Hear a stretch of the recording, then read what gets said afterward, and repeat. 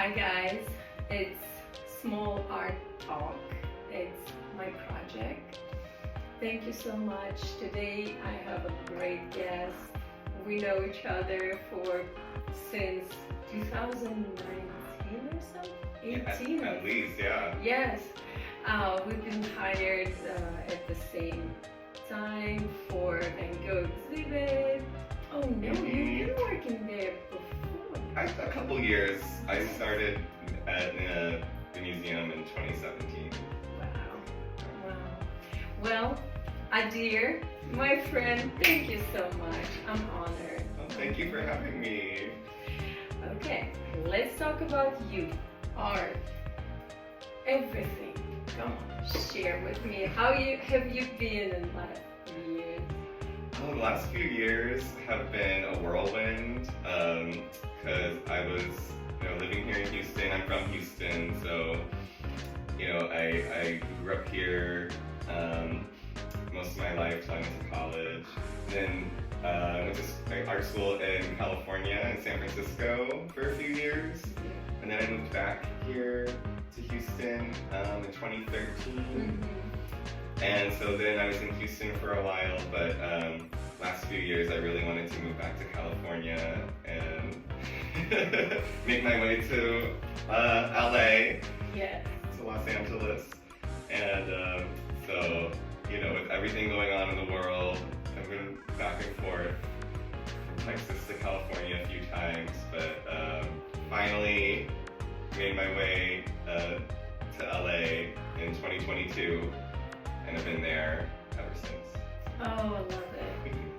Okay, tell me, I'm so excited for you. I'm happy. I love your journey. What about LA? Okay, tell me the difference. What's the vibe for artists? Yeah, I mean, there's just so much going on in LA, and I mean, there's a lot going on here in Houston as well, obviously. But I've ever since grad school, when I moved to California for the first time, it's always been like, it just feels right for me out there. So, I have had a lot of friends and former classmates who moved down to LA from San Francisco, and it seemed like the right fit for me, for like my aesthetic. Love it. And my artwork and what I do. I love obviously color and texture, and so that's just been like where my heart is taking me, and I love it. I made it happen. Oh my God, it's always like sharing, that when you accepted somewhere, it's a great feeling. It's like our community, and that's my experience, are so, I don't know, like less judgmental, more accepted. Artists can be different. Yeah. I feel more like myself when I'm in California. What do you do? Where's the studio? Like, I want to know it all. So I finally got a studio in a historic building called the Bendix Building. Okay. And it's in the fashion district in downtown Los Angeles. This is how you I can say.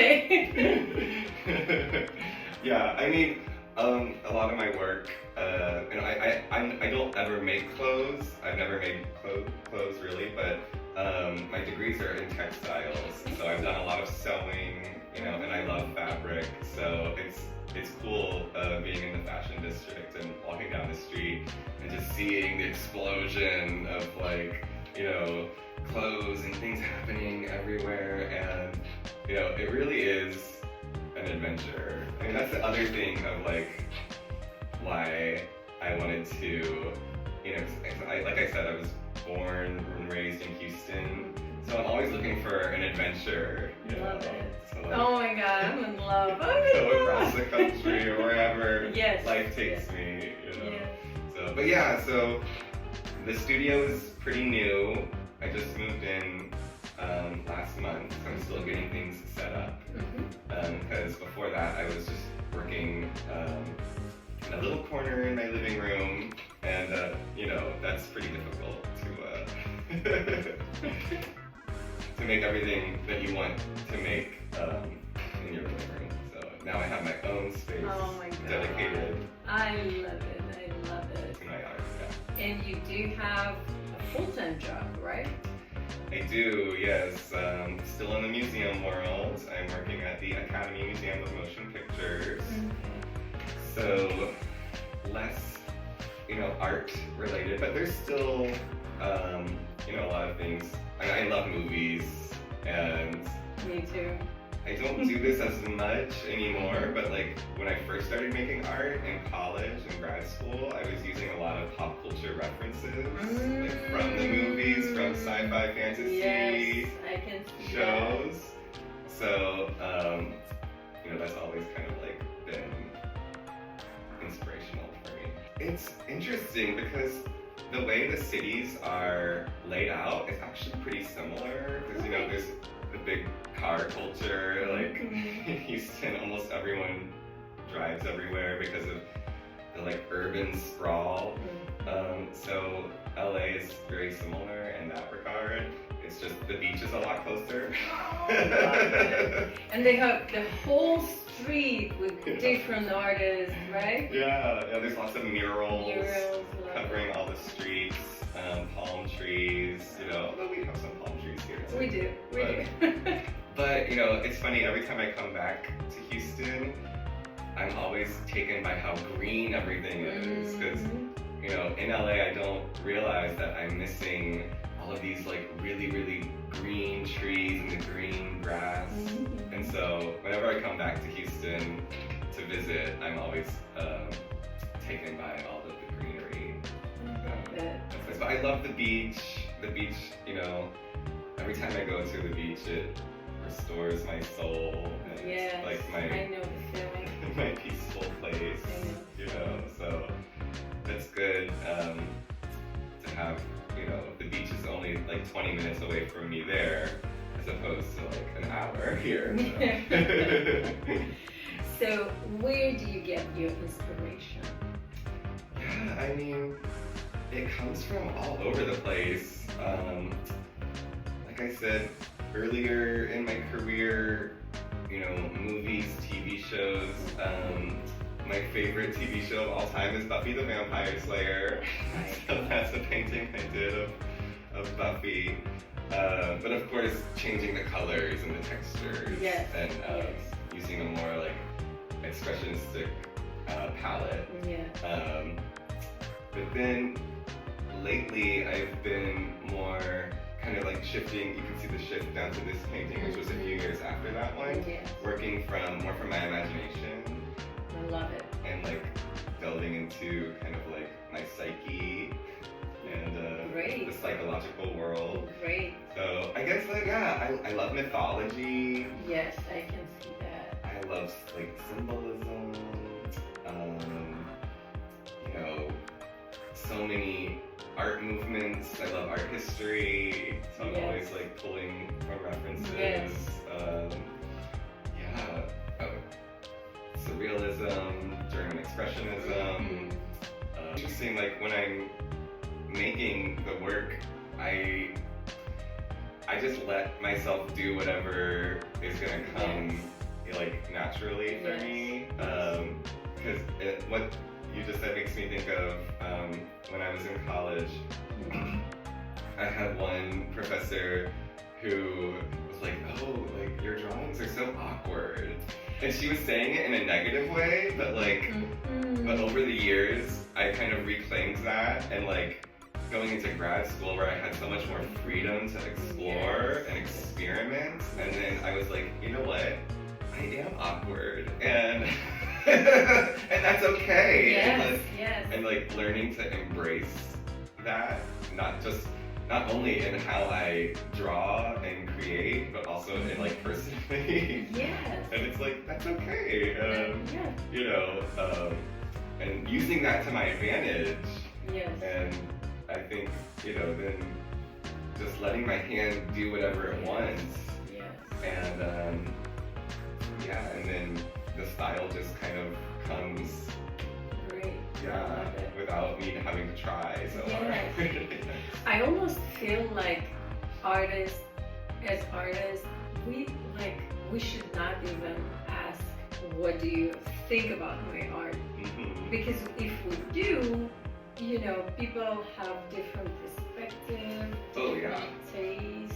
Definitely, yeah, I mean, there's as many different interpretations of what you do as there are people in the world. Yes. You know? Yes. So yeah, I agree, definitely. The only people who, you know, are those, your special, you know, close group. Yes. Like, who you trust. Yes. And, you know, whose opinion you already know that you value. Mm-hmm. Yeah, but Yep. strangers, you know, they like it, Don't they don't care, like it. just move That's on. fine, yeah. What do you think? Should we be focusing on sales or go out way? Yeah, I mean, I think it's different for everyone. I have found personally that I haven't had a lot of those like sale opportunities yet, Mm-hmm. but I'm not necessarily opposed Yes. to that. I just found that like as I've been navigating the art world, applying to opportunities, most of the things that I have gotten have been like artist-run spaces or like art centers and those kinds of spaces Yes. that are a little less focused on sales. But I have friends who are doing really well in galleries and commercial galleries, and you know, I'm open to that as well. But at the same time, if it doesn't happen, I've tried to set my life up in a way where I'm okay. Yes. Like, Yes. you know, Yes. like we talked about earlier, you know, I do have the full-time job at the museum, and that's supporting me and supporting the studio. Correct. It's just, you know, it's always a little frustrating to feel like I don't have as much time and energy to devote to the art making. Yes. So there's always kind of that push and pull there. Yes. Yes. But you know, we do what we have to do to make it work. It's at some point it's sacrificing. Yeah. Right. Right. And I've been talking with a couple of artists, and the art world is such a specific and unique world where we don't mind of having less financial support unless we have, you know what I mean? Like if you're there, I can work in school supplies store, art supplies store, Oh, yeah. you know, they don't pay much money. But to me, if I make my paintings, like that's magical. This is where the magic happens, right? Right, yes, exactly. And I mean, if you can find a job that has a little bit of interest there, like Yes. working at the art museum, Yes, art yes. supply store, then that's kind of like a bonus, you know? Yes. But yeah, I think also something that I've been like reevaluating lately is really making art a priority. Because, you know, so much is going on in the world, so much is going on in our lives, and it can sometimes get lost in the shuffle. I mean, I'm speaking for myself personally, but you know, moving back and forth across the country several times, it kind of has, you know, put a wrench in my momentum a little bit. So, but now I'm, you know, I feel settled more in Los Angeles, and it's like, okay, time to get back on track. Like, you were talking about earlier. Yes, yes, get back on track. Yeah. This is what I did at some point, get back on track. And this is how it feels, it's not being a guest there. Like, if you tried, you got this, and art is healing. Yeah. If you got that, it affects the whole life. Yeah, no, totally. I know, and that's the thing, when I'm not creating and I'm not externalizing like all of the ideas up here, Yes. it can pull me down, you know. So when okay, that makes me think of a couple years ago I discovered this book which is very popular. You may have heard it, but it's called The Artist's Way. It's by Julia I Cameron. feel ashamed. No, it's okay. I just learned about it a couple years ago. Okay. But then I discovered there's like a whole culture of people who like follow this this philosophy. But her thing is every morning you write 3 pages of your thoughts just to get it out. Oh, yes. Yeah, and it's not like journaling. It's just like whatever comes into your mind, just get it out. Yes. And I haven't kept up with that habit, but when I was doing it, it was like really helpful, and I want to start doing that again. Yes. Because yeah, you can't keep it all inside. No. And it looks like it have this therapeutic part of it when you express. It really is a healing process, especially when you get to spend like these pieces on this side. These are all stitched. Yes. So yes, they're like those. stitched paintings. I do just like layers of stitching. Yes. And you know, it's really like a meditation process because you get lost in the flow of, you know, just like stitching back and forth, because I do these on the sewing machine. So they're kind of like patches in a way. Yes. And so, yeah, that's really, you know, when you said that art can be very healing, you know, I definitely felt that, you know, especially with the stitching, kind of stitching as meditation almost. Yes. Yeah. Well, so at the Bendix building where I have my studio, they do like open studio night events. So I'm going to be, you know, getting my studio all prepared for that. And just like, I'm really going into like another wave of making. Like that's what I'm gonna focus on for the rest of the year. I think, and I'll probably apply to a few shows.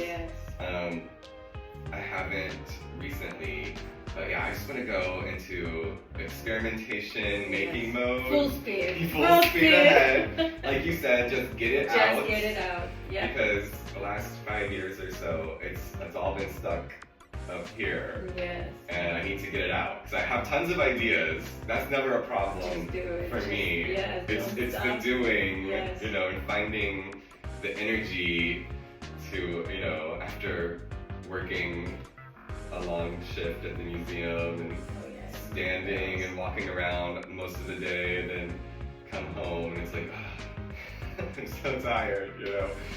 But yeah, I'm working on shifting my perspective, shifting my priorities, to really just, you know, get all of these things out of my head and back as objects. Yes, it's interesting. Just a lot of people, a lot of artists are being harsh on themselves. Taking, you know, breaks from like, okay, I'm not producing. Oh, something is wrong. You know what I mean? Like we're kind of, I feel like maybe punishing ourselves at this point. We're like, okay. Right. No, I'm definitely guilty of that. Same thing. You know, you're like you're yourself's biggest critic. Yes. They say. Yeah. So I have to always remind myself, like, I'm where I'm supposed to be. Yes. everything happens in divine timing. Absolutely, yes, love it. And just to relax. Yes. Take a breath. Do some breathing exercises. Oh yeah, I love it. I love it. You know, because I have, you know, especially since, you know, like 2019 to now, you know, been experiencing a lot of anxiety. And so that I know the feeling. creeps in. Yes. You know, and so when I find something, you know, I have a lot of self-soothing techniques that I use, like breathing exercises and, you know, like relaxing videos that I watch on YouTube, ASMR and all of that. So I found what works for me in that regard. But yeah, I could be a lot kinder to myself. Yeah, that's important. More kinder to myself and to other people. The major thing, there are so many talents, right? And so many different artists. And you and me, we can paint the same thing, but it will come up so different. Oh, yeah, definitely. And there's a spot for, in the world, there's a spot for any style. Yeah. You know what I mean? Yeah.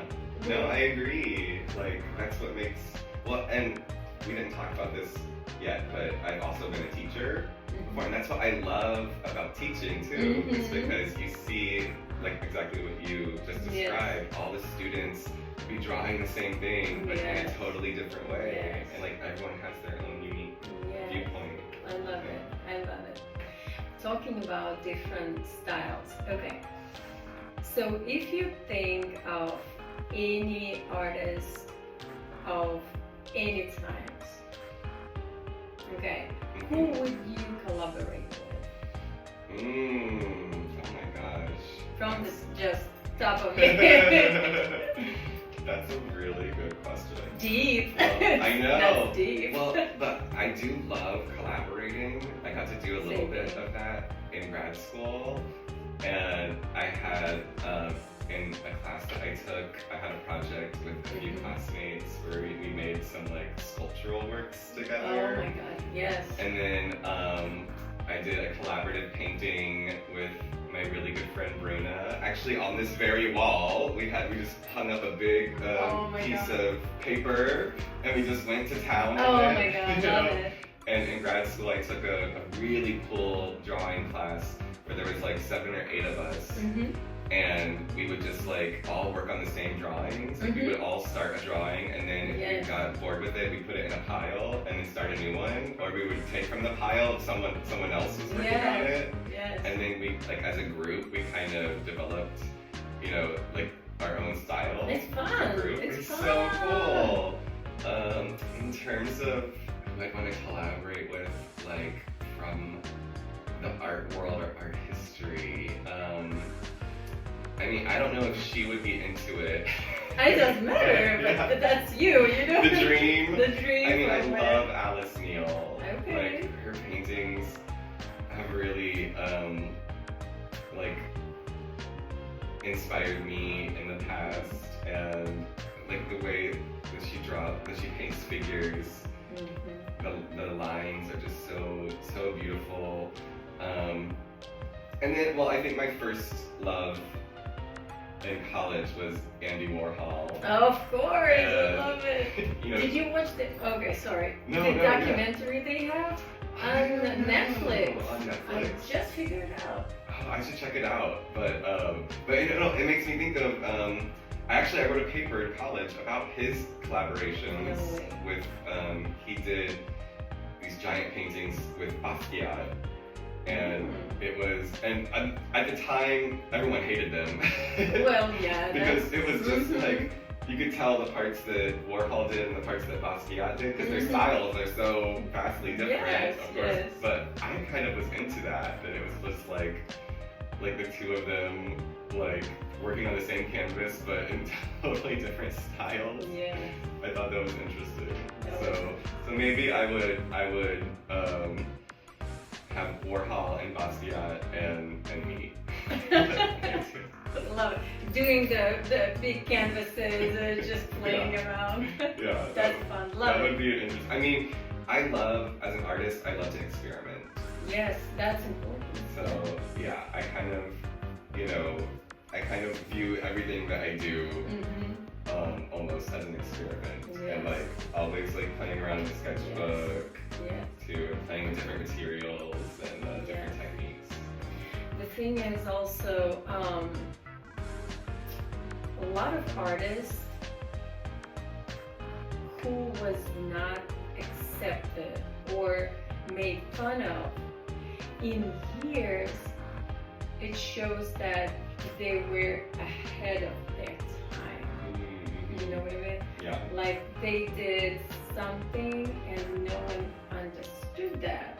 But then in years, they actually pushed boundaries. You know what I mean? Right, yes, I know. And there's so many artists who don't get that recognition until after they pass away, which is unfortunate. But so that's why I always love to see like artists being celebrated right now as they're making and living. You know, like just yesterday, my friend I mentioned earlier, Bruna Masadas, she had a solo exhibition opening at McLean Gallery, and I thought about that. I was like, you know, it's so cool seeing, you know, a woman artist, you know, being celebrated, having this big show, you know, and not just after after they died, you know, then it's like, oh yeah, they were great. Let's put on a show now. Yes. She was a lady in the past. I kind of remember what she did. Let's make some money, you know? Right. Let's invest. Exactly, yes. Because Stuff like that. I know, that's the cynical side of the art world that I don't always connect with as much, where it's like, okay, the artist has passed away, so that means they're not going to make any more work. Exactly. So now the value increases. Yes. Yeah. Like there's always a new generation. Younger and younger. And they have different approaches. Yes. To, you know, all of the backgrounds, right? Backgrounds. Like they all kind of stuff. Thank you so much. You're such a sweet soul. Oh, thank you, Diana. Such a sweet soul. You've been so kind and always, I don't know, such a great attitude. Always smiling, even though, like, we don't know what's going on in, you know, our lives, or let's say behind scenes, or what the person is going through, right? Yeah. But I don't know, despite all that, Thank you. I mean, I have my days too. Absolutely. But I always, you know, I think it takes just as much energy to be kind as it does to be rude and mean. And so, you know, I try to choose kindness as much as possible. Yes, I love it. Thank you so much. Thank you. And I hope, like, at some point, one shiny day, I'm gonna walk into your gallery and say, hey, I know this.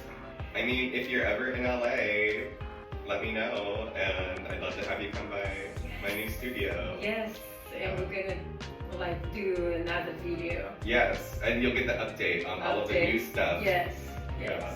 I love it. Thank you so much. Thank you. It was a pleasure.